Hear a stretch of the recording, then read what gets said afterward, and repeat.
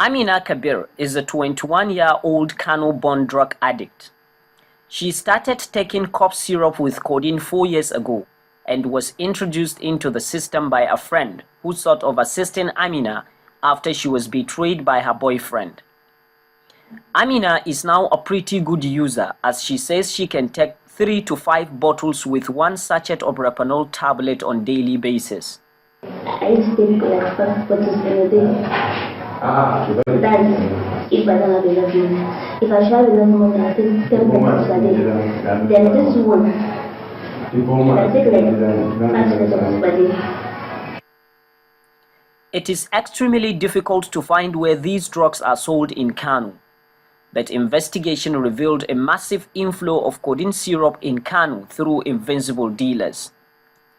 Shehu Sani is a former retailer who never met his dealer one-on-one. How he gets his products remain unknown. Each and every day we used to have about 25% increase of codeine members.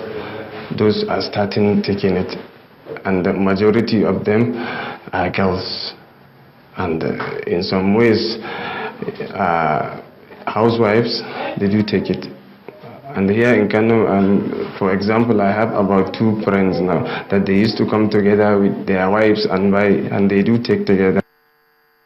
Cough syrup with codeine is a new psychoactive pharmaceutical product ethically prescribed in the hospital for people diagnosed with cough and catarrh. It also helps to suppress severe pain. In Kano, it is called slow shift to the ground because it slowly intoxicates the users. According to the National Drug Law Enforcement Agency, so far, there has not been any law or legislation to enforce regarding the production and distribution of cough syrup containing codeine. However, authorities recognize the threat posed by codeine syrup in the fight against drug abuse. The NDL Act specifically deals with illicit drugs.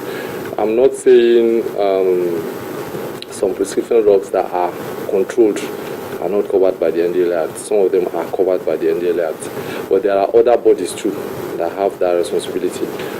I want to state here that the Sharia legal system has done well.